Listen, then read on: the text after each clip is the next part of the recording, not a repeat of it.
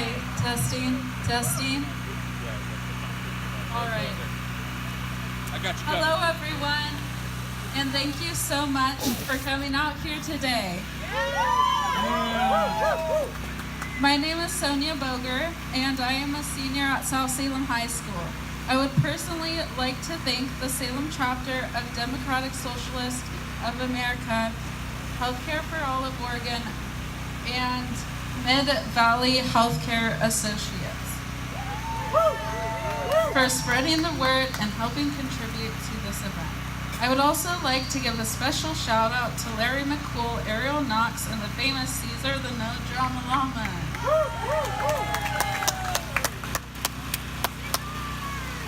I would also like to thank our awesome volunteers for helping organize and set up this whole setup today. Okay. So this event was organized by my incredible colleagues and I from South Salem High School's Progressive Activism Club. We founded this club this year to give youth a voice and empower them. A Medicare for All policy is something that many of us feel strongly about because a loved one or ourselves has struggled with paying for medical checkups or procedures. Personally, this issue is important to me because I have had 5 leg surgeries and 1 neck surgery to treat my rare bone condition, X-linked hypophosphatemia. Going through that was emotionally straining on me as a child. However, I've been fortunate enough to receive care through my health insurance and the non-profit organizations Shriners and Dornbecker's Children's Hospital. I cannot begin to imagine what it would be like to not be able to have these surgeries that have effectively made me an able-bodied person. Good morning. Good morning. Good morning, Mike. I'm Mike Huntington, a retired cancer doctor from Corvallis. Thank you for letting your passion and your foresight lead you to this gathering today. Probably each one of us here has a compelling story of why America and Oregon need universal health care. Health care for all, everybody in, nobody out. Here's my story. I was a radiation oncologist for 35 years and worked for 22 years at the Cancer Center in Corvallis. I began seeing increasing numbers of patients coming to us, sometimes in crisis, through the emergency room with advanced cancers. This didn't make sense because we were getting better at diagnosing cancer earlier. No, these patients waited and waited because even though they were afraid of serious illness they might have, they were even more afraid of medical costs that might make them lose their savings or even their homes. Each time this happened, it made me feel sick and upset that could happen in this country, the wealthiest nation in the world. After I retired, I heard from a nurse at the Cancer Center about a conversation she heard in an exam room. A middle-aged man was talking with his wife. He said, "Honey, they tell me I have stage 3 lung cancer and that I need chemotherapy and radiation therapy. They can't guarantee that the treatments will work. And I don't want to leave medical costs and leave you and the kids homeless.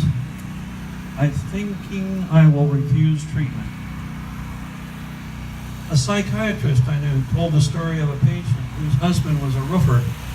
One day he fell while on the job. The only thought in his mind as he fell was, "I hope this kills me."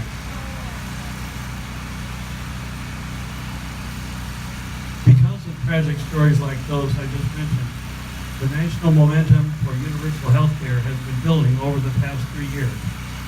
The Affordable Care Act helped people get Medicaid, but did not control costs or make it easier for most of us to get the care we need. What can you do? On February 27th this year, House Resolution 1384, Medicare for Act for All of 2019, was introduced by Representative Camilla Jayapal of Washington State. It has 108 co-sponsors, but it needs more key sponsors. Representative Schrader is one person we can influence in our area who is on the important Energy and Commerce Committee, which must hear this bill if it is to reach the floor. Representative Schrader is one of 2 of our 5 representatives who have not yet signed on to the Medicare for All bill. You can make this happen. Representative Schrader's office is just a few blocks from here at 530 Center Street Northeast. I believe he will be back home here on recess between April 15th and the 28th. Make appointments to talk with him and his aides. There are other things you can do. Join with other healthcare activists right here in Salem. Go to healthcareforalloregon.org, HCAO.org. Go up to people wearing red t-shirts with Healthcare for All Oregon on them. Exchange contact information with them so you can stay in touch.